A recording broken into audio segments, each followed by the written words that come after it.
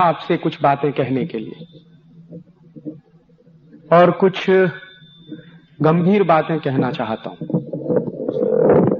हालांकि इस देश में अब परंपरा टूट गई है गंभीर व्याख्यानों की, गंभीर भाषणों की। आजकल इस देश में जिस तरह के भाषण होते हैं, वो भाषण मुझे लगता नहीं कि इस देश को कोई दिशा दे पा रहे। गंभीर बातें होती नहीं हैं, न समाज में हो रही हैं, न पार्लियामेंट के अंदर हो रही हैं। जिनको देश की दिशा देनी चाहिए वो दिशाहीन हो गए हैं। तो दिशाहीन लोग कभी समाज को दिशा नहीं दे पाते। मेरे जैसे आदमी को इस काम में लगना पड़ा, ये मैं बहुत खुशी से नहीं लगा हूं। देश की परिस्थितियां, देश के हालात, बढ़ते हुए इस देश के ऊपर अंतर्राष्ट्रीय दबाव, बढ़ती हुई गुलामी, टूटता हुआ समाज, शक्तिहीन होता हुआ समाज, बढ़ती हुई गरीबी, बेरोजगारी, ये तमाम बड़े कारण हैं जिन्होंने मेरे जैसे नौजवान को बहुत अंदर से परेशान किया है। और उस परेशानी में ही मैं इस काम में लगा हूं। मेरे सोचने का ढंग थोड़ा फर्क है। किसी भी समस्या के बारे में मैं जब विचार करता हूं तो थोड़ा गहरे जाता हूं उस समस्या में। उसका शायद एक कारण यह भी हो सकता है कि मैं विज्ञान और तकनीकी का विद्यार्थी रहा और आज भी हूं। तो विज्ञान और तकनीकी का विद्यार्थी होने के नाते किसी भी समस्या की समाधान तलाशने के लिए उसके जब तक हिस्टोरिकल एस्पेक्ट को समझ नहीं लेता तब तक मुझे वो समस्या समझ में नहीं आती। इस देश में वर्तमान में जो परेशानियां हैं, उन परेशानियों को भी मैंने वैसे ही समझने की कोशिश की है। और इस देश की परेशानियों को समझने के लिए पिछले कुछ वर्षों में मैंने लगभग 20,000 से ज्यादा दस्तावेज इकट्ठे किए हैं। ये जो डॉक्यूमेंट्स मैंने इकट्ठे किए हैं, ये इंडिया ऑफिस लाइब्रेरी के डॉक्यूमेंट्स हैं, लंदन के।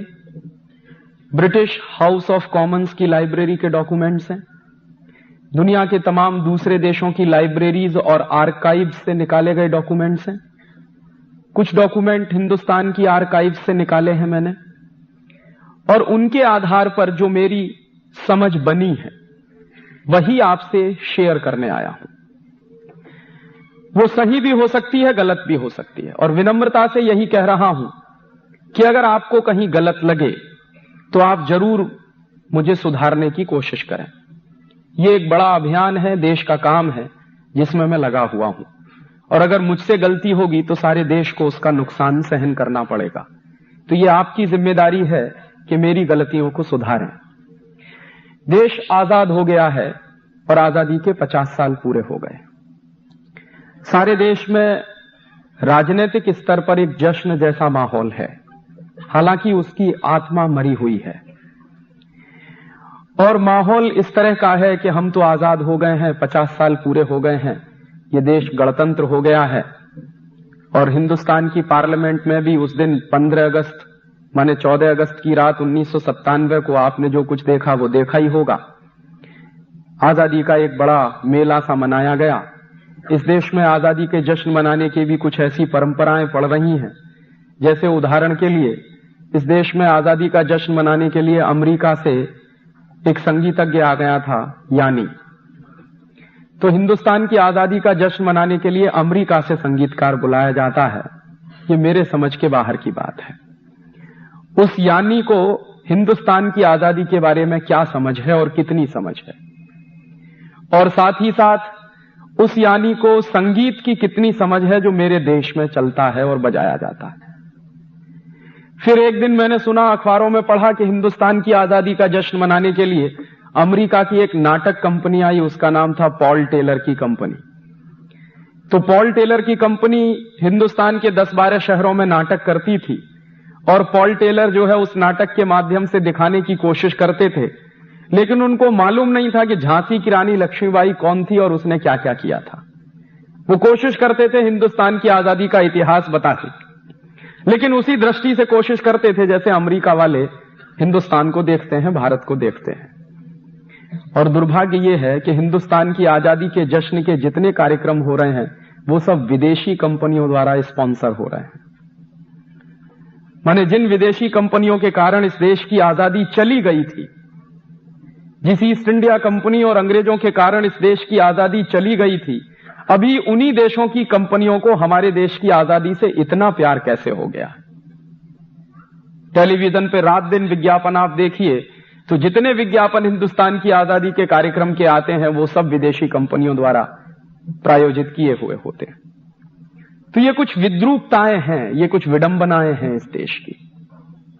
और इसी विडंबना के बीच मैं मेरी बात आपसे कहने की कोशिश कर रहा हूं कि ये जो आजादी के 50 साल पूरे हुए हैं, हम कहां आ गए हैं और हुआ क्या है पिछले 50 साल में। पिछले 50 साल में जो कुछ इस देश में हुआ है उसको अगर ठीक से समझना हो मेरे जैसे विद्यार्थी के लिए, तो मैं हिंदुस्तान के पिछले 500 साल को भी समझना चाहता हूं कि पिछले 500 साल इस देश में क्या हुआ है। और पिछले 500 साल इस देश में जो कुछ हुआ है अगर वो समझ में आ जाएगा तो अभी जो कुछ चल रहा है वो भी आपके समझ में आ जाएगा। और मैं मेरी बात यहां से शुरू कर रहा हूं कि इस देश में कोई आजादी आई नहीं है और इस पर ताली बजाने की जरूरत नहीं है। यह मेरे दिल का दर्द है। इस देश में कोई आजादी आई नहीं है। यह देश अभी भी उतना ही गुलाम है जितना कि अंग्रेजों के जमाने में था। और कई बार मैं इस बात को एक कदम आगे जाके कहता हूं कि यह देश इस समय अंग्रेजों के जमाने से ज्यादा गुलाम है। देश की व्यवस्थाएं अंग्रेजों के जमाने से ज्यादा गुलाम हैं।